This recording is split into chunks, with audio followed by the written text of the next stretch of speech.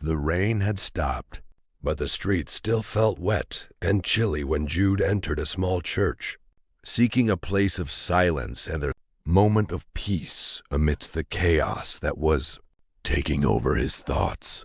The wooden doors creaked softly as he closed them behind him, a sound that seemed loud even in the silence. Inside, it smelled of old wood and polish, a mixture of familiarity and melancholy. The silence hung heavy around him, almost palpable, as if the walls wanted to force him to rest. He walked slowly across the wooden floor to an empty sofa and sank down.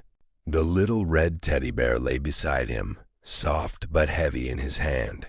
His breathing was still rapid, his heart pounding as if it could burst out of his chest at any moment.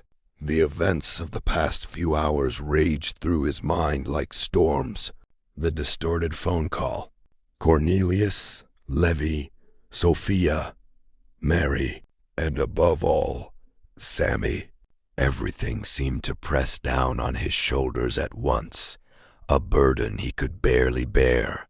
It will never be right again, he thought, as he lowered his head and his fingers gripped the little bear. It felt almost like an anchor, a small piece of certainty in a world that seemed to be falling apart.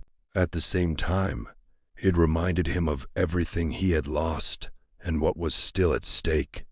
A light touch at his side startled him. He looked up. A man stood there, a simple caretaker of the little church with a mop in his hand. The soft candlelight cast shadows across his face. "Sorry," said the man softly. "I don't want to disturb you."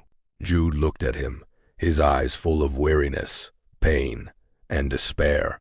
The man nodded understandingly, as if he saw everything without it needing to be said. "You have been through a lot," he said softly. "I can see that."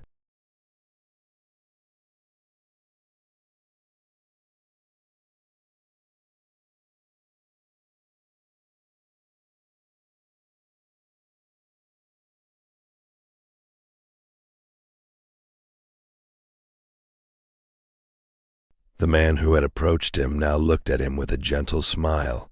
"Do you want to see something beautiful?" he asked. Jude looked up in surprise. "Come back early tomorrow," said the man, as he placed a small welcome card on the sofa.